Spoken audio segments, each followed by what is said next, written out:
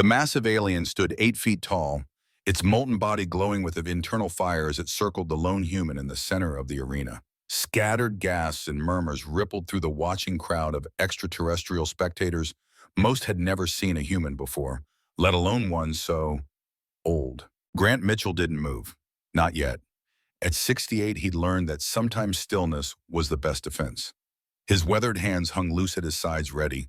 The arena floor beneath his boots felt like polished glass, offering little traction. The air itself tasted metallic alien.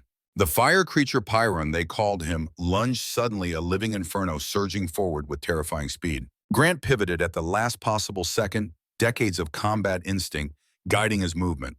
The creature's molten arms scorched the air where his head had been moments before. The crowd roared. "Too slow," Grant whispered, his voice lost in the cacophony of alien sounds. And then, 72 hours earlier, the NASA maintenance corridor was quiet at 4 a.m., just how Grant liked it. His work boots made soft sounds against the polished floor as he moved between the hulking machinery that kept the Space Center's environmental systems running. At 68, he knew every pipe valve and circuit in this building. After 40 years of service, these systems were more familiar to him than most people. "Let's see what's wrong with you today," he murmured to the humming air circulation unit. His gnarled fingers, strong despite their age, moved deftly across the access panel.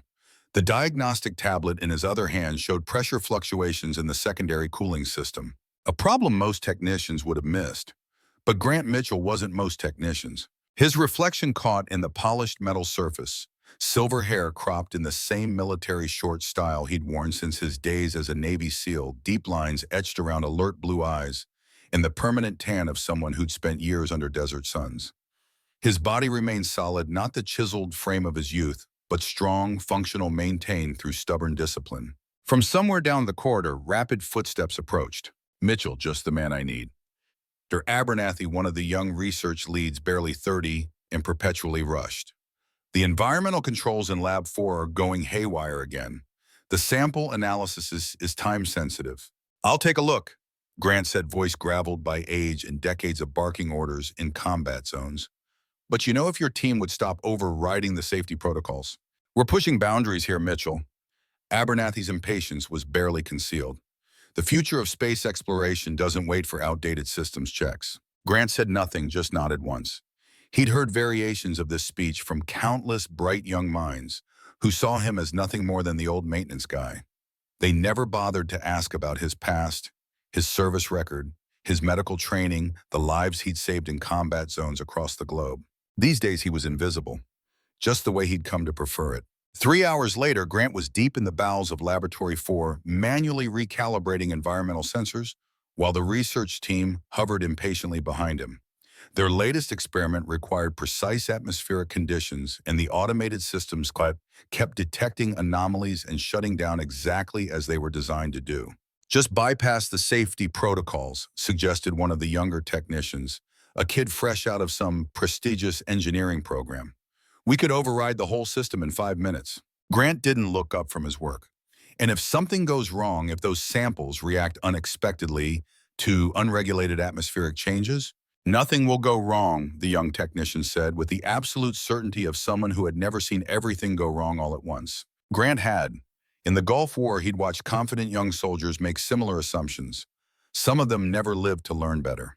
"We'll do it right," was all Grant said, continuing his methodical work. Above them, the lights suddenly flickered. The building trembled, a deep vibration running through the foundation. "What was that?" someone asked. The lab's communication system crackled to life. "Attention all personnel. This is not a drill. Unknown aircraft approaching NASA airspace. All non-essential personnel evacuate to designated shelter areas immediately." The young researchers exchanged glances halfway between excitement and fear. "Probably a military test gone off course," one suggested. But Grant was already moving, decades of combat instinct kicking in. "That wasn't a sonic boom," he said quietly. "And it wasn't coming from the air. It was from above the atmosphere." As if confirming his assessment, the building shook again, harder this time. Emergency lights switched on, bathing everything in pulsating red. The research team hurried toward the exit. Grant turned to follow when a third, more violent tremor hit. Above them, something gave way with a shriek of tearing metal. Grant looked up to see a section of heavy ceiling fixtures breaking loose, plummeting directly toward the oblivious young technician who'd suggested bypassing safety protocols. Grant moved without thought, muscle memory, from decades of combat. He lunged forward, slamming into the young man with his shoulder, propelling them both forward, just as the fixtures crashed down where they had been standing. They landed hard, Grant taking the brunt of the impact. Sharp pain lanced through his right side, probably a rib. He'd felt that particular pain before in places far from home.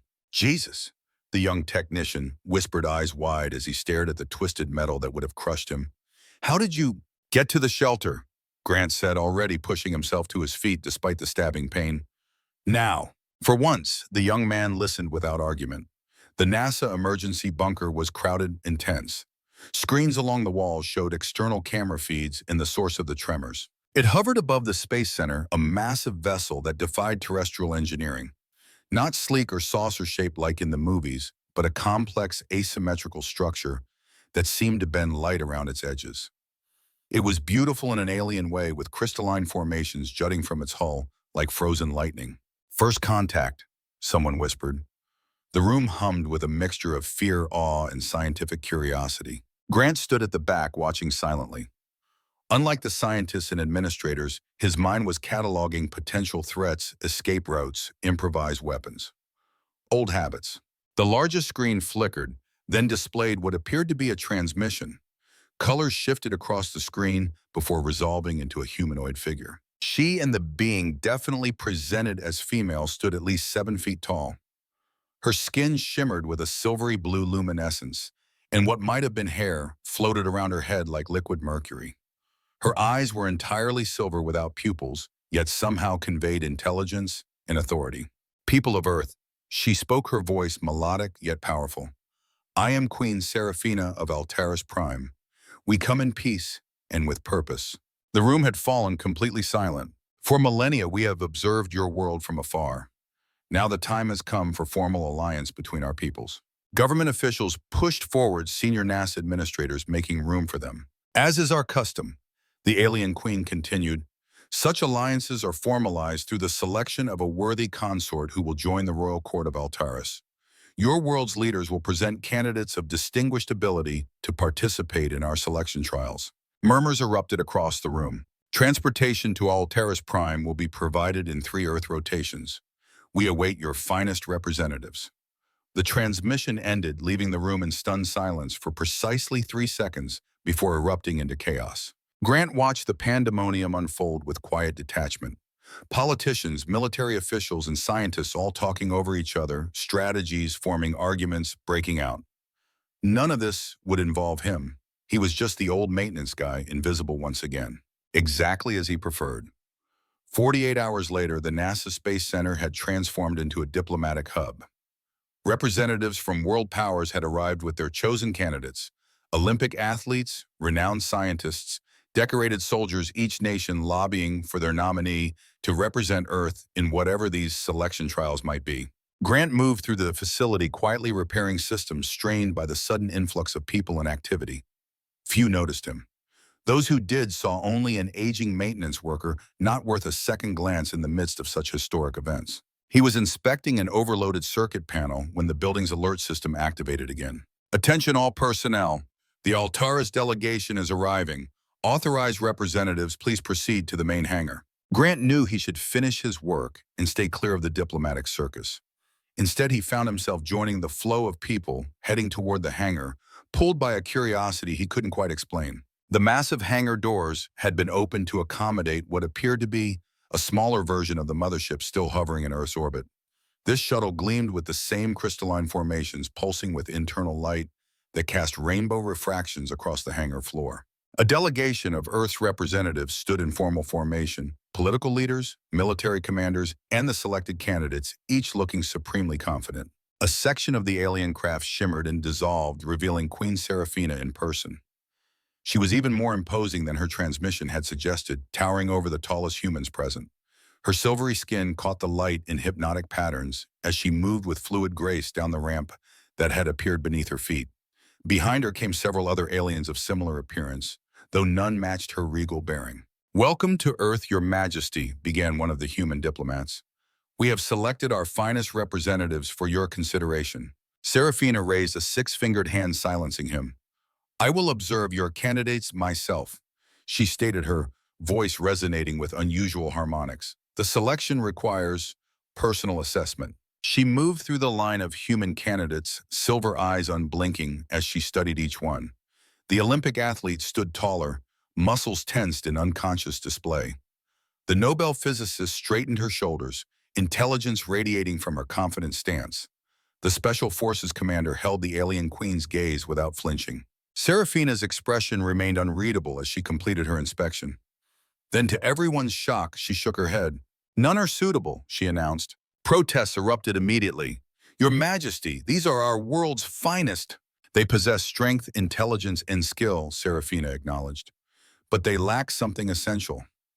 The selection demands more than obvious qualities." The Earth representatives exchanged bewildered glances. One of the military advisors stepped forward. "Perhaps if you could clarify the criteria." "The criteria cannot be explained, they must be demonstrated." The Queen turned to address the gathered crowd. "We will hold an open selection. Any human may present themselves as a candidate." The diplomatic team looked horrified. "Your Majesty, we can't possibly allow random civilians to—" A commotion from the back of the hangar interrupted the protest. One of the alien delegation, a slender being with paler skin than the Queen, had wandered away from the main group. Now it was collapsing silver-blue fluid seeping from what appeared to be a rupture in its torso. Security personnel moved forward uncertainly, but Grant was already pushing through the crowd, decades of combat medic training overriding his usual desire to remain unnoticed. He reached the fallen alien before anyone else. Up close, the being's anatomy was obviously non-human, but Grant had treated wounded soldiers in the chaos of battle. He knew how to adapt. "I need clean cloths and water," he ordered, not looking up to see if anyone was listening. He examined the wound carefully, some kind of pressure rupture from what he could tell. The silvery fluid seemed to be both blood and a structural component. Grant removed his maintenance jacket, folding it into a pressure bandage. "This will hurt," he told the alien, not knowing if it could understand him. He applied pressure precisely where the rupture seemed deepest, using techniques developed for arterial bleeds, but modified on instinct for the alien physiology. The being shuddered, emitting a high-pitched sound that made nearby humans wince. But the flow of silver fluid slowed. Grant was vaguely aware that a circle had formed around him, including the alien queen herself. He ignored them all, focused entirely on the wounded being before him. "The atmospheric pressure," he said, still not looking up. "It's too low for your people, isn't it? That's why this one's internal pressure system ruptured." There was a surprised murmur from the alien delegation. "Someone get me the environmental controls for this section." Grant continued, his voice calm but authoritative. "We need to increase the pressure gradually, about 10 millibars at a time." To his surprise, someone thrust a tablet into his peripheral vision. Grant made the adjustments one-handed, still maintaining pressure on the wound. "The fluid is photoreactive," he observed, noting how the silvery substance darkened slightly under direct light. "Someone dimmed these lights by 50%. The hangar lights dimmed obediently. Within minutes, the alien's condition had stabilized. The wound was beginning to seal itself, some kind of accelerated healing that fascinated the medic part of Grant's mind. Only now did he look up, finding himself the center of attention. The alien queen stood directly before him, silver eyes studying him with uncomfortable intensity. "How did you know?" she asked. Grant shrugged slightly. "I didn't, but I've treated enough wounds to recognize physiological stress reactions. The rest was just observation and adaptation." "Your name, human?" "Grant Mitchell." "Your function?" An amused smile touched the corner of Grant's mouth. "Maintenance engineer. I fix things." The queen tilted her head, silver eyes unblinking. "Indeed." She turned to the Earth delegation. "This one will participate in the selection." The diplomatic team erupted in protests. "Your Majesty, this man is not an official candidate. He's a maintenance worker, not a representative. He has demonstrated the quality we seek," Serafina stated with finality.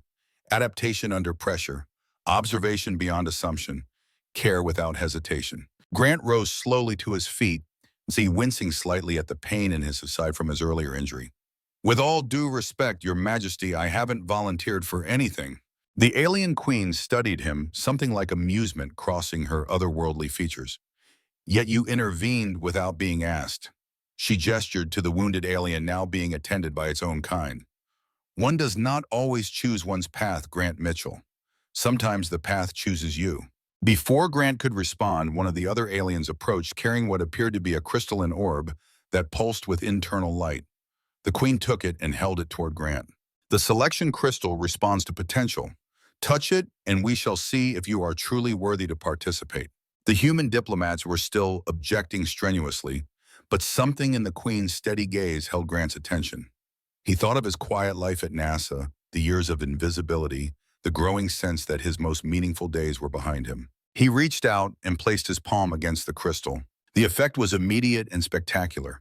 The orb flared with brilliant blue-white light so intense that many onlookers shielded their eyes. Within the crystal patterns formed complex, shifting geometries that seemed to extend impossibly beyond the confines of the orb. The alien delegation emitted a collective sound that might have been surprise or alarm. When the light faded, the Queen's expression had changed subtly. "Most interesting," she said. "The crystal has not responded so strongly in many cycles." Grant withdrew his hand, flexing his fingers against an odd tingling sensation. "What does that mean?" "It means, Grant Mitchell, that you are officially a candidate for the selection." She turned to address the Earth delegation. "Preparations will begin immediately. The trials commence in 3 rotations on Altaris Prime." The human representatives looked stunned. "Your Majesty," one began cautiously, "Mr. Mitchell is, well, he's not exactly in his prime.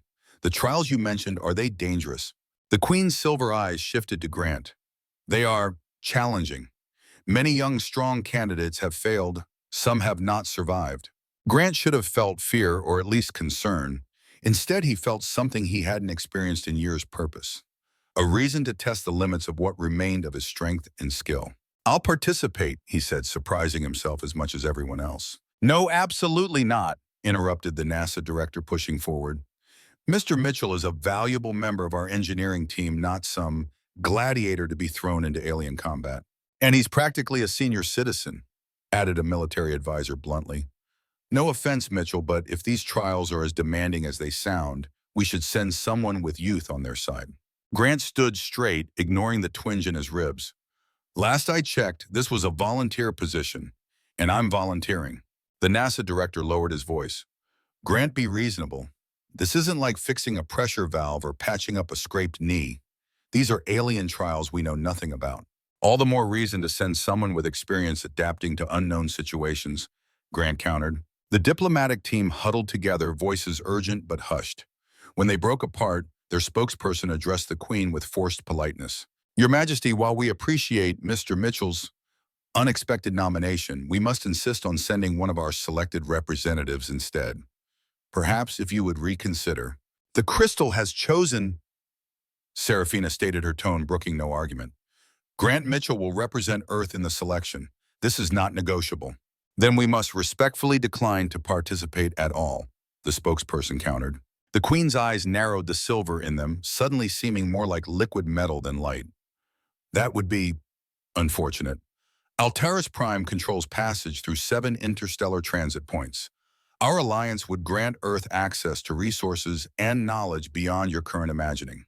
She paused meaningfully. "Our disappointment would be equally significant." The implied threat hung in the air. Grant stepped forward. "I'll do it," he said firmly. "Earth will be represented in your selection." The Queen inclined her head slightly. "Wise decision. We depart in 3 rotations." She turned to rejoin her delegation, then paused. "Prepare yourself, Grant Mitchell of Earth. The trials ahead will test more than your physical strength or intellectual capacity. They will measure the very essence of what you are." As the alien delegation withdrew to their shuttle, the human representatives surrounded Grant, their expressions ranging from anger to disbelief. "Do you have any idea what you've done?" demanded the NASA director. "You've inserted yourself into a delicate diplomatic situation with potentially catastrophic consequences." Grant met his gaze calmly. "With respect, sir, it seems I was inserted by that crystal thing. And unless you want to risk interstellar relations over protocol, it looks like I'm going." "This isn't a joke, Mitchell," the military advisor growled.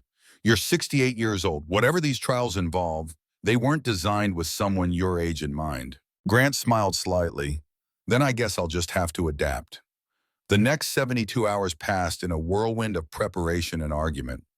Government officials, scientists, and military strategists all wanted a piece of Grant's time, some to prepare him, others to convince him to step down. He endured it all with stoic patience, absorbing what information seemed useful and deflecting the rest.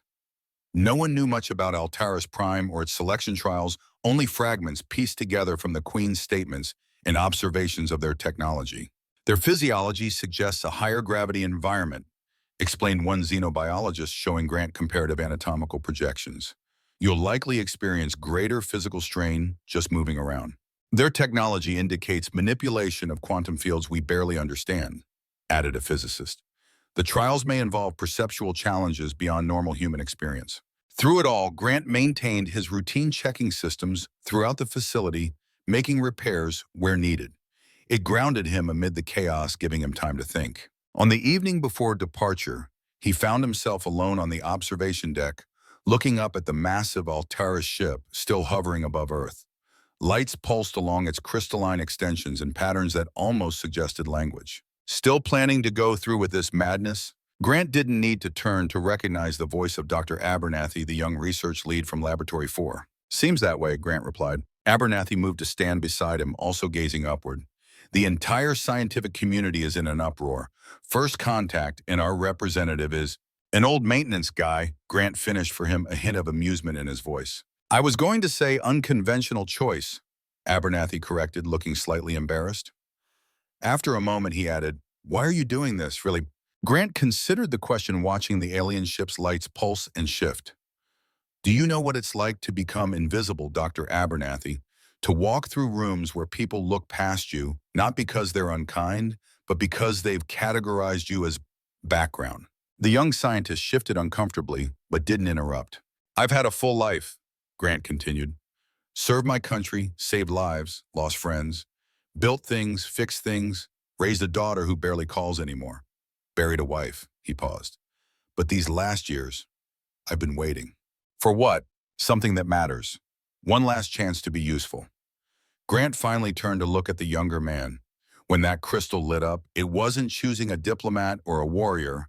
It was choosing someone who's seen enough of life to value it. Someone who fixes broken things instead of replacing them. Abernathy studied him with new interest. You really believe you can succeed in these trials against beings who evolved in a different gravity with technology centuries beyond ours? Grant smiled. Probably not, but I've been underestimated before. The departure ceremony was brief and tense. Earth's official representatives maintained diplomatic composure, but their disapproval was evident in tight smiles and formal language. Grant stood alone, carrying nothing but a small pack containing personal essentials. He had declined the specialized equipment the military had offered, knowing that adaptability would serve him better than unfamiliar gear. He wore simple clothes, durable work pants, a button-down shirt, and his worn leather boots. Around his neck hung his old military dog tags and his late wife's wedding ring on a chain, small reminders of who he was and what he had loved. Queen Seraphina emerged from the shuttle, her silvery form seeming to absorb and reflect the morning light. It is time, Grant Mitchell of Earth. Grant nodded, stepping forward. Behind him, someone called out, Good luck, old man. He turned to see the young technician he had saved from the falling debris, giving him a thumbs up from the crowd. Grant acknowledged him with a slight nod. As he approached the shuttle ramp, the NASA director caught up with him. Mitchell, he said quietly, whatever happens up there, you're representing all of us now, all of humanity. I'll try to make a good impression, Grant replied with a wry smile.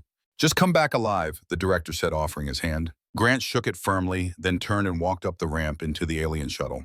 The interior was unlike any human spacecraft, organic curves instead of angular surfaces, materials that seemed to shift between solid and liquid states, lighting that emanated from nowhere and everywhere. Queen Seraphina gestured to a contoured depression that presumably served as a seat. Secure yourself, Grant Mitchell.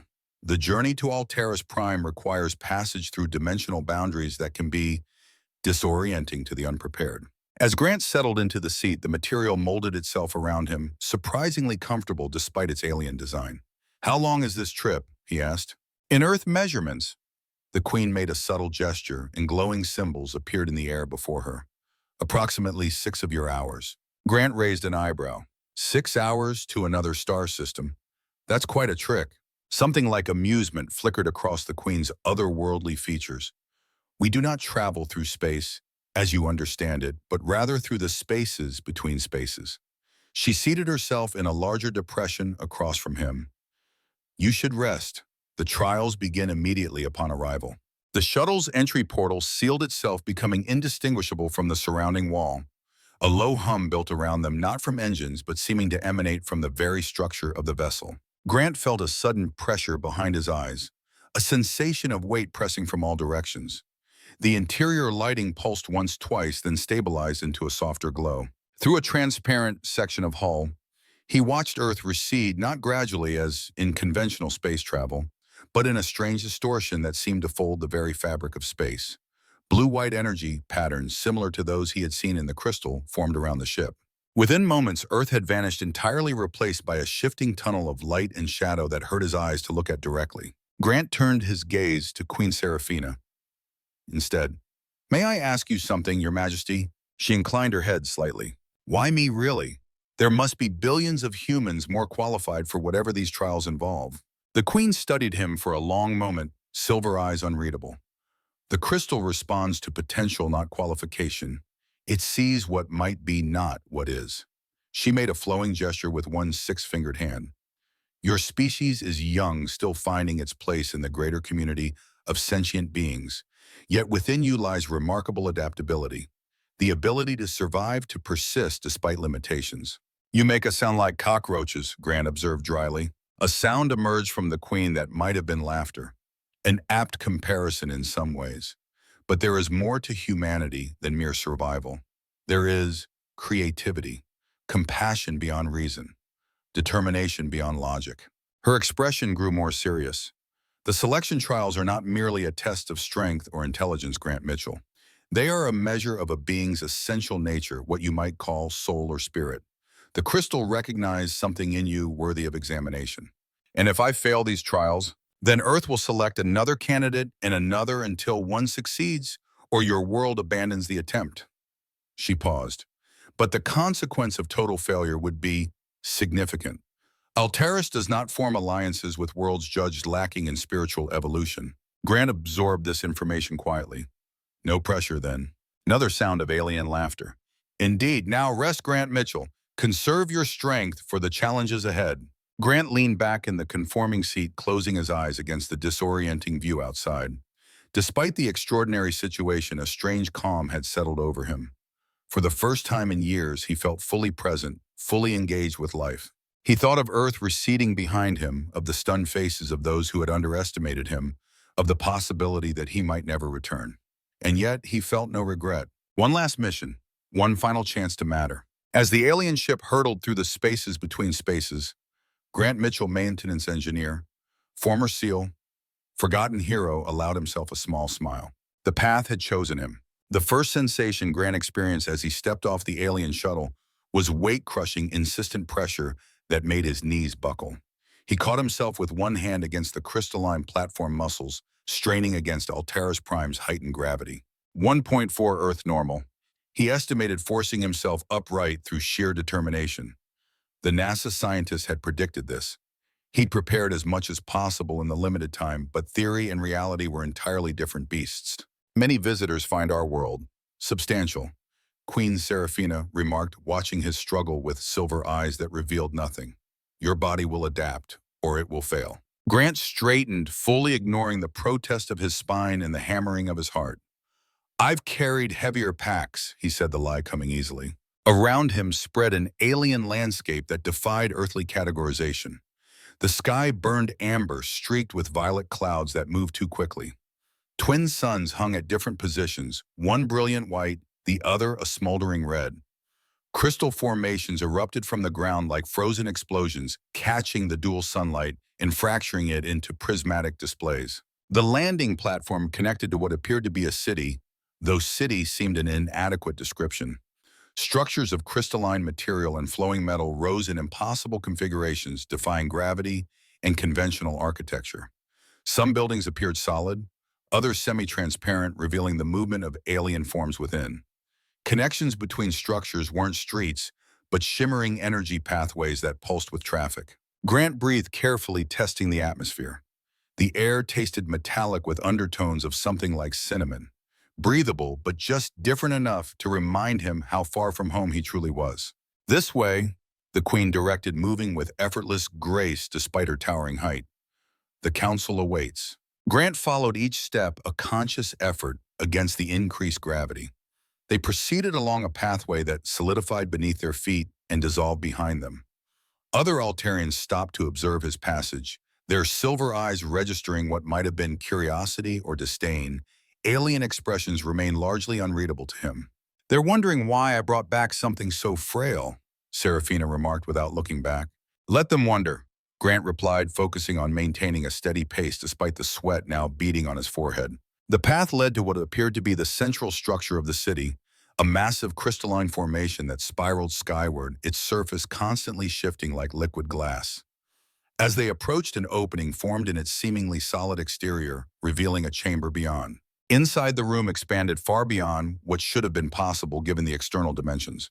A circular platform dominated the center, surrounded by tiered seating, where dozens of Altarians observed their entrance. Their forms varied slightly, some more luminescent than others, some with crests of what might have been metallic filaments rather than the mercury-like hair of the queen. "The High Council of Altaris," Serafina announced, "and representatives of the 7 aligned worlds." Grant noticed now that not all observers were Altarians. Among them sat beings of startlingly different physiologies.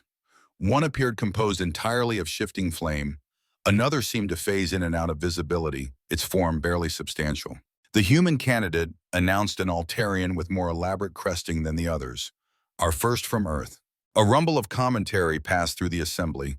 Grant couldn't understand the words, but the tone carried skepticism clearly enough.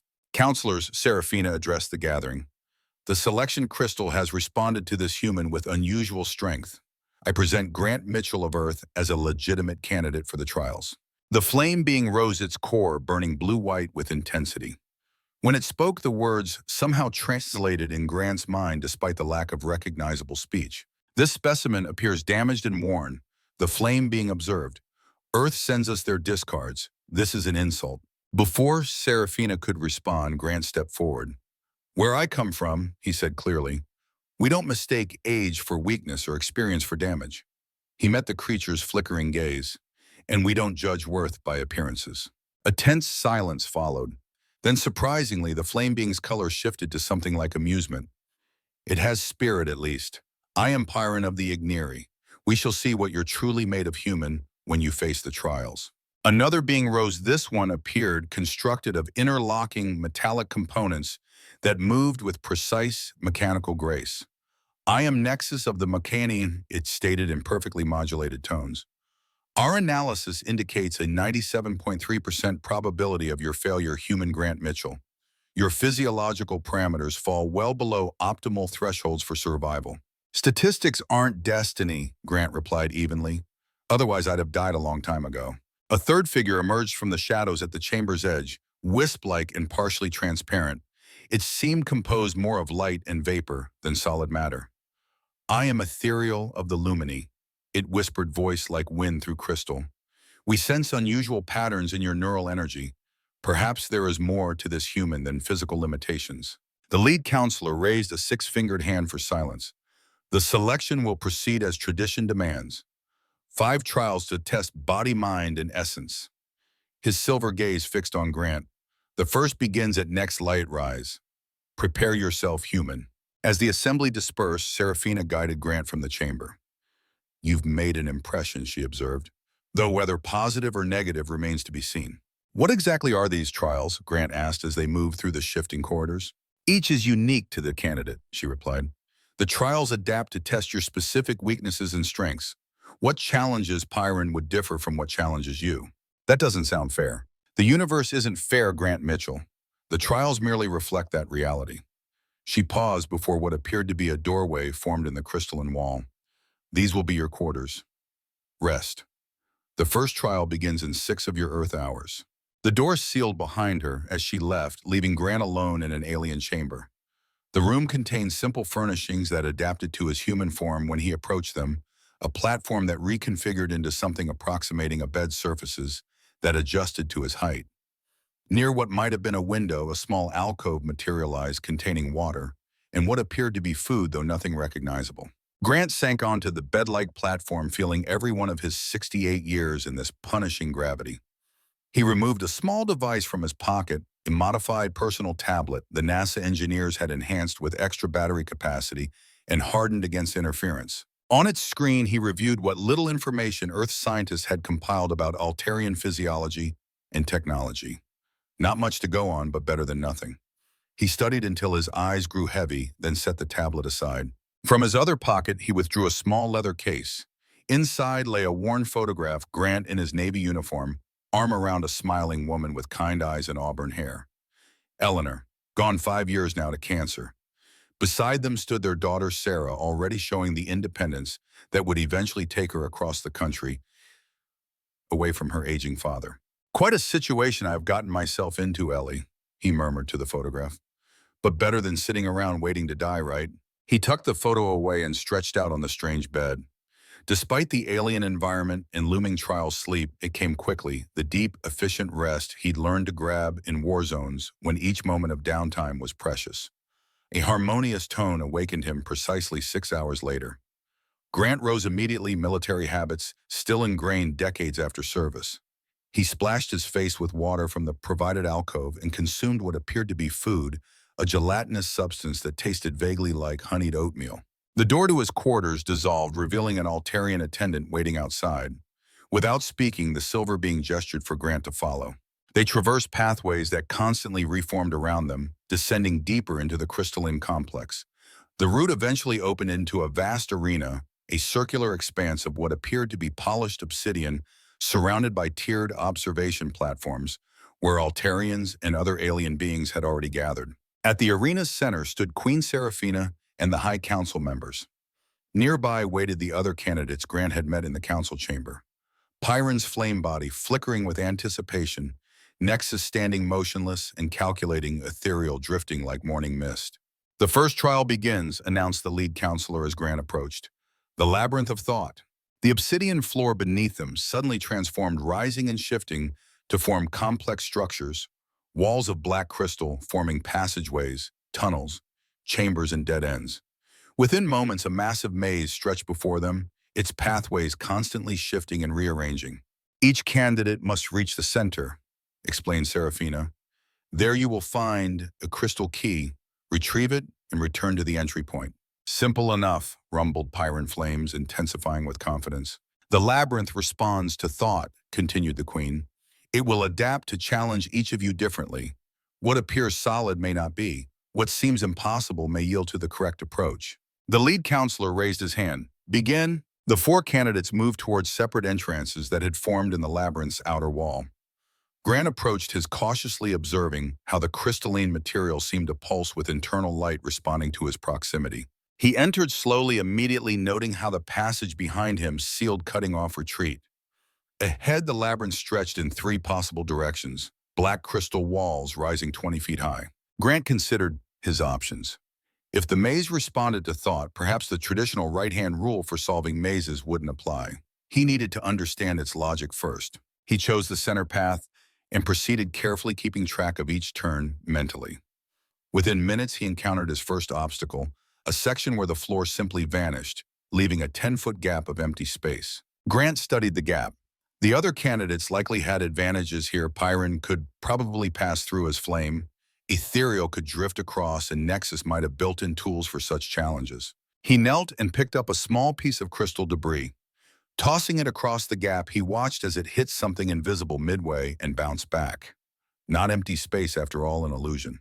Taking a deep breath, Grant stepped forward into the apparent void. His foot connected with solid surface, despite his eyes telling him nothing was there. Carefully, he proceeded across the invisible bridge, reaching the other side safely. "The labyrinth responds to thought," he murmured, remembering Seraphina's words. "It creates illusions based on expectations." This realization guided his approach as he continued deeper. When faced with a seemingly solid wall blocking his path, he simply walked through it, discovering it was merely projected light. When confronted with a passage that appeared to narrow impossibly, he maintained his belief in sufficient space, and the walls accommodated him. The labyrinth fought back, generating more complex challenges with each correct choice. Gravity shifted unexpectedly, forcing Grant to navigate while walking on walls or ceilings. Passages multiplied and replicated, creating disorienting déjà vu effects. An hour into the trial, Grant reached a chamber where multiple passages converged. There he encountered Nexus, the mechanical being methodically analyzing a puzzle embedded in the floor, a pattern of symbols that rearranged themselves continuously. The human persists, Nexus observed without looking up. Unexpected. Don't strain your circuits, showing enthusiasm, Grant replied dryly. He studied the puzzle from a distance, noting how Nexus's analytical approach seemed to make the symbols shift faster, increasing in complexity. Grant circled the chamber, identifying 7 possible exits besides the one he'd entered through. One passage seemed different from the others, not in appearance but in the subtle airflow he detected coming from it. Follow the air, he murmured to himself, a technique he'd used in cave systems during military operations. Air currents often led to exits or central chambers. He chose that passage, leaving Nexus still calculating probabilities behind him. The path descended sharply curved through several disorienting loops, then opened into a larger chamber, filled with a peculiar mist that swirled with color. As Grant entered, the mist coalesced into shapes, human shapes. To his shock, he recognized them, fellow SEALs from his unit in the Gulf War, including those who hadn't made it home. Not real, Grant reminded himself firmly, even as the phantom of his former commander approached, face twisted in accusation. You left us behind, Mitchell, the apparition said, in a voice that echoed with painful familiarity. You could have saved us. Grant's heart hammered against his ribs, old guilt surging through him. The mission had gone catastrophically wrong, faulty intelligence, unexpected resistance, a desperate extraction. Not everyone had made it to the helicopter. You weren't fast enough. Another phantom accused, blood seeping from wounds exactly as Grant remembered them. Not strong enough. Grant closed his eyes, centering himself with the breathing techniques that had carried him through decades of nightmares. You're not real, he stated firmly. You're the labyrinth using my memories against me. He opened his eyes, staring directly at the apparitions. I remember you, I honor you, but you are my past, not my present. The phantoms wavered, their accusing expressions flickering like bad television reception. I carry you with me, Grant continued, his voice strengthening, but I don't let you stop me from moving forward. With each word, the apparitions became less substantial, the mist dissipating. Grant strode forward directly through the fading figures and discovered a new passage had opened in the chamber wall. This path led upward, spiraling around a central column of pulsing crystal. As he climbed, Grant felt the air changing, becoming charged with energy. The passage finally opened onto a platform suspended in what appeared to be the very center of the labyrinth. There, floating above a crystalline pedestal, rotated what had to be the key. Serafina had described a complex geometric shape that seemed to exist partially in dimensions beyond the visible. As Grant approached, he noticed something unexpected, a small alien form huddled at the base of the pedestal. It wasn't any of the species he had seen before, smaller, with scale-like skin that pulsed with faint bioluminescence. It appeared injured, one limb bent at an unnatural angle. The creature looked up at Grant's approach, eyes widening with what might have been fear. Grant hesitated. The key hovered just above his for the taking, but the injured being... Are you part of the test? He asked, approaching slowly. The creature made a soft, trilling sound, shrinking back. Grant knelt, wincing at the pressure on his aging knees and the heightened gravity. I'm not going to hurt you, he said gently, using the same tone he'd developed for frightened civilians in combat zones. Examining the creature more closely, he could see its injury was real. Not an illusion like the phantoms before. Some kind of fracture to its limb with fluid leaking from the wound. Grant glanced at the floating key, then back at the injured alien. With a sigh that was half frustration, half resignation, he set aside his immediate objective and opened the small medical kit he'd brought from Earth Basic Supplies, but better than nothing. Hold still, he instructed, unsure if the creature understood him. He fashioned a splint from supplies in his kit, binding the fractured limb carefully. This should stabilize it until you can get proper treatment, he explained, working methodically. I don't know your physiology, but the principles are usually the same: immobilize, elevate, prevent further damage. The creature watched him with large, iridescent eyes that blinked in vertical patterns. When Grant finished, it made a different sound, higher-pitched, almost musical. You're welcome, Grant replied, assuming it was some form of gratitude. He stood and turned his attention back to the key. As he reached for it, the creature suddenly scampered up his arm with surprising agility, despite its injury perching on his shoulder. Before Grant could react, it extended a thin appendage and touched the key first of him. The key flared with brilliant light, then duplicated, splitting into two identical objects. The creature trilled happily, taking one key for itself. "Sharing the prize, huh?" Grant chuckled, collecting the remaining key. "Fair enough. Let's find the exit." With his unexpected companion still perched on his shoulder, Grant navigated back through the labyrinth, which seemed somehow more cooperative now, passages aligning more logically toward the exit. They emerged into the arena to find Queen Seraphina and the council waiting. Pyron had already returned, flame body pulsing with what might have been pride. Nexus appeared moments after Grant, mechanical form moving with precise efficiency. Of ethereal, there was no sign yet. The alien council murmured with surprise at the sight of the small creature on Grant's shoulder. "You've brought Spark with you." Seraphina observed, silver eyes revealing something like surprise for the first time. "Is that its name? We didn't get properly introduced," Grant replied, reaching up to gently lift the creature, Spark, from his shoulder. It trilled again, showing no inclination to leave his proximity. "Spark is a Lumini youngling," explained the Queen, "lost in the labyrinth during preparation of the trial. We were unaware of its presence when the challenge began." Grant raised an eyebrow. "So not part of the test, then?" "No," confirmed the lead counselor, approaching to inspect Spark's splinted limb. "Yet you stopped to render aid, potentially risking your success in the trial." "Where I come from, we don't leave the injured behind," Grant stated simply, "even if it costs us time."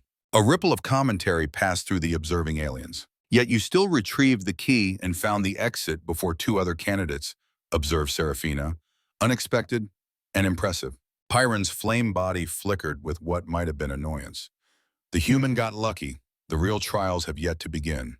As if summoned by those words, ethereal materialized at the arena's edge, drifting forward with a key of its own. "The Lumini candidate completes the trial," announced the counselor. Spark trilled excitedly, attempting to scamper toward ethereal, but wincing as its injury protested the movement. Grant caught the small alien gently. "Easy there, that splint needs time to work." To his surprise, ethereal approached its misty form, solidifying slightly as it extended what might have been a hand toward Spark. A soft luminescence passed between them, some form of communication Grant couldn't comprehend. "Spark tells us you showed great kindness," ethereal whispered in its wind chime voice. "The Lumini do not forget such things, human Grant Mitchell." The lead counselor raised his six-fingered hand for attention. "The first trial is complete. All candidates have succeeded." He turned to Grant. "Rest now. The second trial begins when the red sun reaches zenith." As the assembly dispersed, Seraphina lingered. "You continue to surprise us, Grant Mitchell." "Just doing what needed to be done," he replied, watching as ethereal departed with Spark, who trilled what sounded like farewell. "Many would have ignored the youngling to secure victory more quickly," the Queen observed. "Efficiency over compassion." "Efficiency without compassion isn't a virtue where I come from." Something like approval flickered across her alien features. "Perhaps there is wisdom in that perspective." She gestured toward a different passage than the one they had arrived through. "Come, there is someone who wishes to speak with you before the next trial." The passage led to a chamber unlike others Grant had seen in the complex, smaller, more intimate, with soft illumination that reminded him of candlelight. The crystalline walls here were tinged with warm amber rather than cool silver, creating an atmosphere almost comfortable to human sensibilities. Inside waited a single Altarian, distinctly female in form, but older than Seraphina, her mercury-like hair showing streaks of darker metal, her silver skin bearing patterns that might have been the Altarian equivalent of wrinkles. "Grant Mitchell of Earth," Seraphina announced formally, "I present Elder Lysandra of the High Council." The elder Altarian studied Grant with silver eyes that somehow conveyed more expression than others of her kind: wisdom, curiosity, and something like amusement. "Leave us," she instructed Seraphina, who bowed slightly before departing. When they were alone, Lysandra gestured to what appeared to be seating arrangements. "Please make yourself comfortable. Your physiology must find our environment challenging." Grant lowered himself gratefully onto the indicated seat, which adjusted to better support his human frame. "It has its moments," he admitted. "I have observed many selection candidates over countless cycles." Lysandra said, her voice carrying a harmonics that made it strangely pleasant to human ears. "Few have been as unexpected as you." "I get that a lot." A sound emerged from the elder that Grant recognized as laughter. "I imagine you do." She leaned forward slightly. "Tell me, Grant Mitchell, why did you agree to participate in these trials? The truth, not the diplomatic answer." Grant considered the question, sensing that honesty mattered here. Partly because Earth needs the alliance your people offered. Partly because no one thought I could do it. He paused. But mostly because I needed to know if I still could. Could what? Matter, Grant answered simply. Make a difference. At my age on Earth, I'd become invisible. Just the old maintenance guy. A relic. Lysandra nodded slowly. Age brings invisibility to many species, not just humans. Those with power fear the reminder of mortality. Those without power see only weakness, not wisdom. She made a flowing gesture with one six-fingered hand. Yet here you are, defying expectations. So far, Grant qualified. I get the impression the trials get harder. They do, she confirmed. The labyrinth tested your mind, your ability to see beyond illusion, to recognize truth from deception. Your compassion for Spark was an unexpected variable. It wasn't calculated, Grant said, just human decency. Perhaps that is what interests me most, Lysandra mused. In many species, age brings calculation, the cold efficiency of survival. Yet you retain this spontaneous compassion. She rose, moving to what appeared to be a viewing portal that shimmered into existence at her approach. Beyond it, Grant could see the alien cityscape, crystalline structures catching the light of the twin suns. Our worlds stand at a crossroads, Grant Mitchell. Earth is young, vigorous, but untested in the greater community of worlds. Altaris is ancient, powerful, but perhaps calcified in our perspectives. She turned back to him. The selection is not merely tradition. It is evolution, our way of discovering new patterns of thought, new possibilities. Grant considered this. And what exactly happens if a candidate succeeds in all 5 trials? A mysterious smile touched Lysandra's alien features. That would depend on the candidate. Cryptic, Grant observed dryly. Another laugh. You will understand should you succeed. Her expression grew more serious. But first you must survive the second trial, the Forge of Endurance. It will test your physical limits far beyond what you faced in the labyrinth. Sounds delightful. Pyron of the Igneri will have significant advantage, she warned. His kind was born in stellar fire. They thrive in conditions that would instantly kill most species. So I shouldn't expect a fair fight. The universe is rarely fair, Grant Mitchell. The trials merely reflect this reality. She echoed Seraphina's earlier words, exactly suggesting this was fundamental to Altarian philosophy. Then I'll have to be resourceful, Grant replied. Indeed. Lysandra moved closer, studying him with unexpected intensity. There is something familiar about your energy pattern, something I have seen before long ago. She made a dismissive gesture. Perhaps merely coincidence. A soft tone resonated through the chamber, and the viewing portal shifted to show the position of the red sun approaching zenith. Our time grows short, Lysandra said. Rest while you can. The Forge will demand everything you have, and perhaps more than you believe possible. The second trial began with fire and ended with inferno.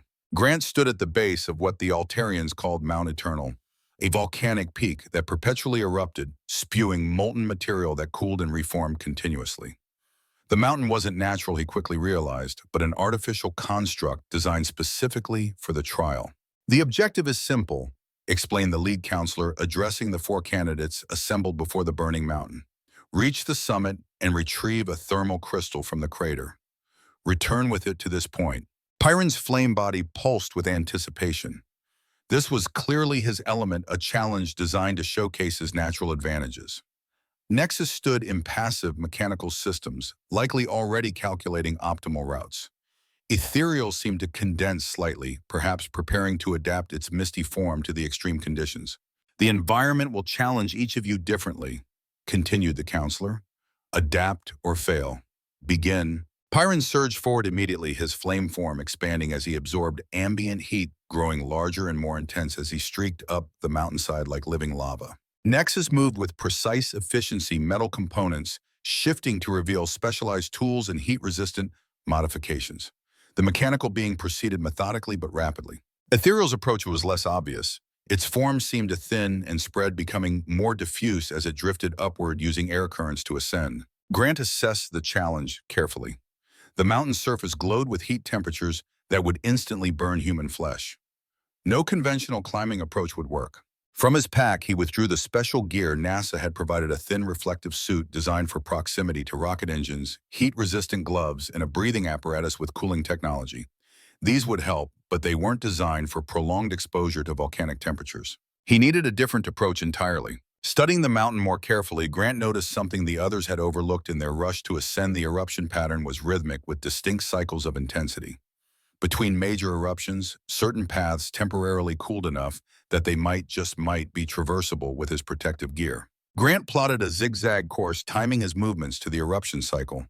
When the next major expulsion of lava subsided, he began his ascent, moving quickly through zones that momentarily cooled to merely scorching rather than instantly lethal. The heat was still overwhelming. Within minutes, sweat poured from his body faster than the suit's cooling system could compensate. His lungs burned despite the breathing apparatus. Every movement demanded conscious effort against both the punishing gravity and the searing environment. A quarter of the way up, disaster struck. Pyron, far ahead and nearing the summit, dislodged a massive section of semi-molten rock in his haste. It tumbled down the exact path Grant was traversing. Grant dove sideways, barely avoiding the main mass, but a smaller fragment struck his leg with terrible force. Pain exploded through his calf as the heat seared through his protective gear, scorching flesh beneath. He bit back a scream, knowing it would waste precious oxygen. Rolling behind an outcropping, he quickly assessed the damage: second-degree burn, possibly third, and what felt like a hairline fracture to the fibula. Not immediately disabling, but a severe complication in an already near impossible challenge. From his basic medical kit, Grant extracted a pressure bandage and pain-relieving spray. The latter would have minimal effect against this level of injury, but every bit helped. He applied both quickly, then forced himself back to his feet, putting most of his weight on the uninjured leg. Looking up, he saw Pyron had already reached the summit. Nexus was 3/4 of the way there, moving with unwavering precision. Ethereal's progress was harder to track, its diffuse form barely visible against the heat distortion. "Old man injured, disadvantaged," Grant muttered to himself. Just another day at the office. He resumed his ascent, now compensating for his injury by using his arms more, leveraging his upper body strength to reduce strain on the damaged leg. Each step sent fresh waves of pain shooting up his side, but Grant compartmentalized it, pushing the sensation to a distant corner of his awareness, a technique learned through decades of enduring physical hardship. The middle section of the mountain proved even more treacherous. Vents opened unpredictably, releasing superheated gas that could cook lungs in an instant. Grant's oxygen reserves dwindled faster than anticipated as the breathing apparatus worked overtime to cool the air. He reached a particularly challenging stretch where the path narrowed between two active lava flows. As he prepared to time his crossing, he spotted movement above Ethereal, now more visible, as his form had condensed against the heat, was struggling. The misty being appeared trapped in a powerful updraft, its normally controlled drift disrupted by thermal currents it couldn't counter. Grant hesitated. Ethereal was a competitor, not an ally. Every second counted in this trial. Yet something in the being's desperate movements resonated with him, the universal language of a life in peril. He adjusted his course, climbing toward Ethereal's position, rather than continuing on the most direct route to the summit. Reaching a relatively stable outcropping beneath the struggling being, Grant anchored himself and called up. "Ethereal, condense your form. Make yourself heavier." Whether the being understood his words or simply recognized his intent, Ethereal began to compress its misty substance, becoming more substantial. This allowed it to drop below the worst of the thermal current, drifting closer to Grant's position. "That's it," Grant encouraged. "Keep condensing." When Ethereal had descended enough, Grant reached out a risk, as he didn't know if contact with the being might harm either of them. To his relief, his hand connected with something that felt like cool silk despite the surrounding inferno.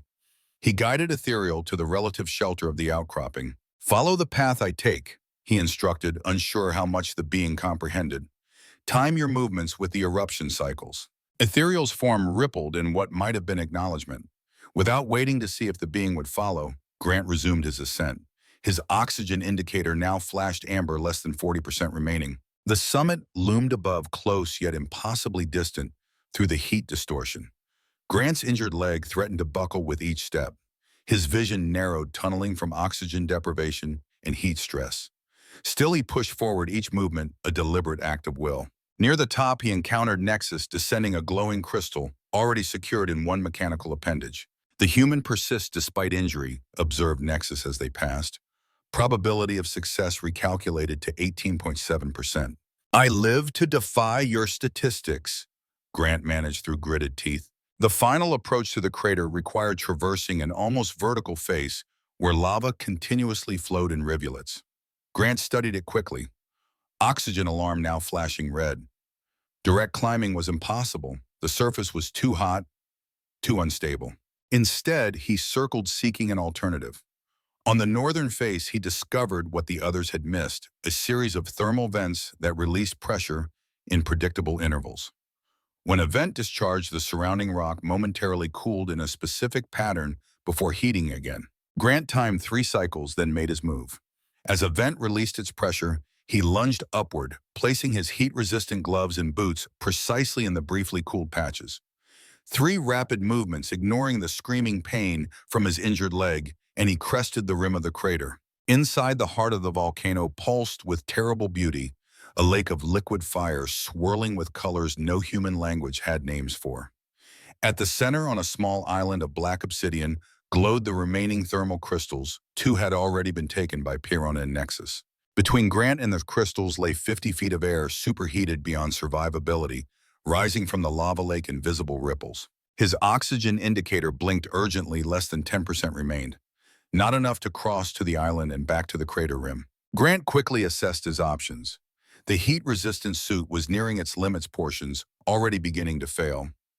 His injured leg could barely support weight. Conventional approaches would fail.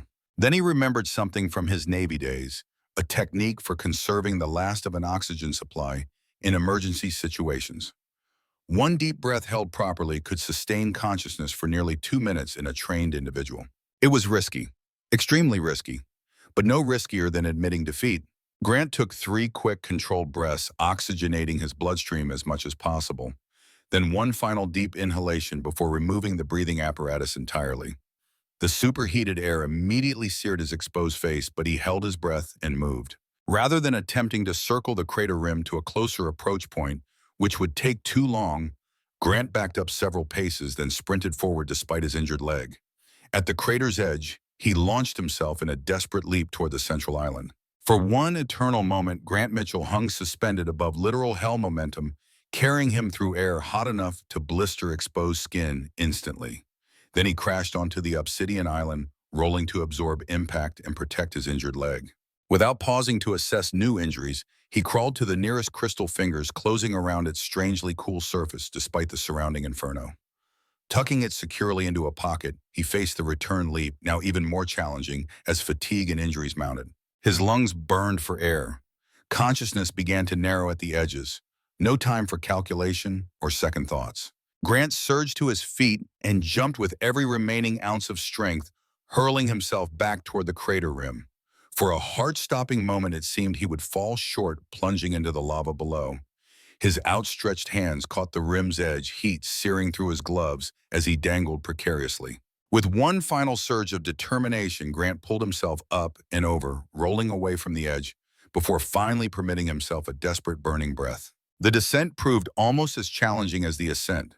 Without oxygen support and with mounting injuries, each step demanded conscious effort. Grant established a rhythm move during cooling cycles, shelter during eruptions, controlled breathing to minimize heat inhalation. Halfway down, he encountered Ethereal, ascending its form now better adapted to the thermal conditions. "You retrieved a crystal," the misty being observed. Grant nodded, unable to waste breath on words. "Yet you still aided me, knowing I might succeed as well." Grant managed 2 words, "right thing." Ethereal's form pulsed with what might have been understanding. "The Lumini remember," it whispered, then continued upward. By the time Grant reached the base of the mountain, his condition was critical. Burns covered portions of his exposed skin, his injured leg barely functioned, and his lungs felt scorched from within. But his hands still clutched the thermal crystal, its cool surface a stark contrast to the heat that seemed to have penetrated to his very core. The Altarian observers waited silently as he staggered the final few steps to complete the trial. Queen Seraphina stepped forward, silver eyes widening slightly at his condition. "The human completes the 2nd trial," announced the lead counselor, genuine surprise evident in his tone. "3rd to return following Pyron and Nexus." Grant swayed on his feet, darkness threatening at the edges of his vision.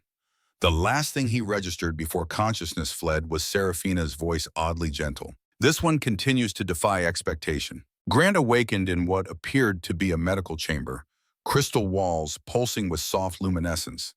His injuries had been treated, the burn on his leg now covered with a translucent film that seemed to be accelerating, healing the fracture stabilized with a field of energy rather than a conventional cast. "You should have died," stated a familiar voice. Grant turned his head to see Queen Seraphina standing nearby, silver eyes studying him with newfound intensity. "Sorry to disappoint," he replied, voice rough from heat damage. "Not disappointment, fascination." She moved closer. "Our medical experts estimate 17 distinct moments when failure of your biological systems should have occurred. Yet you persisted." Grant attempted to sit up, finding it easier than expected. Whatever treatment they'd applied worked remarkably well. "I'm harder to kill than I look." "So it would seem." Seraphina made a flowing gesture and a holographic display appeared, showing his vital signs and medical data. "Your species is fragile compared to many we encounter. Your individual body particularly so given its age and previous damage.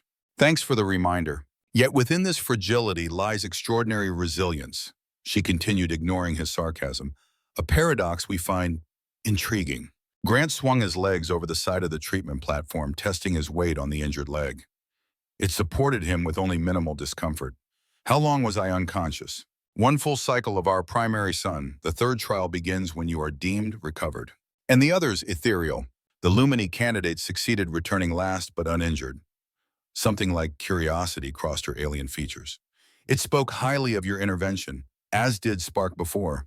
Grant shrugged. "They needed help. I gave it." "At potential cost to your own success," Seraphina observed. "Many would consider this tactically unsound." "Maybe tactics aren't everything." The Queen studied him silently for a moment. "You continue to challenge our assumptions, Grant Mitchell." She moved toward the chamber entrance, which formed at her approach. "Rest. Regain your strength. The third trial will test more than physical endurance." As she departed, Grant noticed something left beside his treatment platform. The thermal crystal he had retrieved from the volcano now mounted in an ornate holder of flowing metal. A trophy or merely a courtesy, he wasn't sure. He picked it up, examining how the crystals seemed to capture and amplify light, creating patterns too complex to fully comprehend. Within its depths, something moved, images, forming and dissolving like memories given physical form. Grant saw himself as a young SEAL, strong and confident, then in the Gulf War carrying a wounded comrade through blinding sand. Later at his wedding, Eleanor radiant in white, the birth of his daughter, Eleanor's funeral, rain falling like the world itself mourned. He set the crystal down, unsettled. Not a trophy then, but something more personal, a mirror reflecting not just light, but life itself. "The third trial tests more than physical endurance." He repeated Seraphina's words, wondering what fresh challenge awaited. Whatever it was, Granite Mitchell, maintenance engineer, former SEAL, forgotten hero, unexpected alien champion, would face it head on. Not because he expected to win, but because backing down had never been an option. The path had chosen him, and he would see where it led. The Chamber of Memories wasn't a place so much as a state of being. Grant stood at the entrance, a simple archway formed of shifting crystal, feeling a peculiar resistance, as though the very air discouraged his advance. Beyond the threshold lay absolute darkness, not merely the absence of light, but the negation of it, a void that seemed to consume illumination itself. "The third trial," Queen Seraphina explained, her voice unusually subdued, "tests neither physical strength nor intellectual capacity, but the foundation of your spirit itself." 4 days had passed since the Forge of Endurance. 4 days of remarkable recovery under Altarian medical technology, restoring Grant's burned tissue and mending the fracture in his leg. Yet even their advanced methods couldn't erase the deep fatigue that had settled into his 68-year-old frame, a bone-deep weariness no technology could touch. "What exactly am I facing in there?" Grant asked, studying the impenetrable darkness. "Your own truth," Seraphina replied. "The chamber reveals what lies beneath conscious thought, memories, fears, regrets, things buried but not forgotten." Her silver eyes held an uncharacteristic hesitation. Many candidates emerge, changed. Grant felt a chill that had nothing to do with temperature. Changed how some find peace with their past. Others, she left the thought unfinished. "You may withdraw from this trial without penalty. The Council has deemed your performance in the first 2 trials sufficient to maintain Earth's candidacy." Grant considered this unexpected offer. His body still ached despite the advanced healing. His mind craved rest. Withdrawal would be reasonable, perhaps even wise. But withdrawal had never been in his nature. "I'll proceed," he said simply. Something like respect flickered across Serafina's alien features. "As you wish." She gestured toward the darkness. "You must enter alone. We will monitor your life signs but cannot intervene once the trial begins." Grant nodded, squaring his shoulders. "How will I know when it's over?" "You will know," was all she said. With a steadying breath, Grant Mitchell stepped through the archway into absolute darkness. The transition was disorienting. One moment standing before the threshold, the next completely immersed in an environment that seemed both limitless and suffocating. No light, no sound, no sense of direction. Even the ground beneath his feet seemed more theoretical than physical. Grant stood motionless, allowing his senses to adjust. Military training had prepared him for sensory deprivation, though never so complete as this. He regulated his breathing, calming his heartbeat, resisting the instinctive panic of the human brain when deprived of sensory input. "Begin when ready," came a voice not Serafina's, but deeper, more resonant, seeming to originate from everywhere and nowhere. "Begin what?" Grant asked, his voice absorbed by the darkness without echo. "Your journey." Grant considered this cryptic instruction. Journey implied movement, but in which direction? With no reference points, any step was as good as another. He chose forward, or what he perceived as forward, and began to walk. The darkness remained absolute, but something changed subtly. The air acquired texture, carrying faint scents that triggered recognition: salt spray, diesel fuel gun oil, familiar smells from his SEAL days. The ground beneath his feet transformed, becoming the gentle sway of a ship's deck. Around him, the darkness thinned enough to reveal indistinct shapes, the outlines of men moving with purpose, preparing for deployment. Grant recognized this memory instantly, the night before his first combat mission. The nervous energy, the final equipment checks, the quiet conversations that masked deeper fears. He'd been 23, then trained to physical perfection, but untested in actual combat. He spotted himself among the ghostly figures, young, confident, unaware of how that mission would change him forever. The younger Grant checked his weapon with meticulous care, face set in determined concentration. "First time is always the hardest," said a voice beside him. Grant turned to find Chief Peterson, his first team leader, somehow solid and real despite the memory nature of this place. Peterson had died 10 years ago from cancer, but here he stood exactly as Grant remembered him. Chief Lee, Grant acknowledged, unsurprised despite the impossibility. This was, after all, a trial designed to challenge the mind. "You've come a long way from that nervous kid," Peterson observed, nodding toward Grant's younger self. "Sometimes I wonder if I've come anywhere at all," Grant replied. Peterson's weathered face creased in a familiar half-smile. "You tell me. That boy there is about to learn that combat isn't what he expects, that killing changes a man, that seeing friends die changes him even more." He turned to face Grant directly. What has he become 45 years later? The question hung between them, demanding honest assessment. What had those decades of experience created?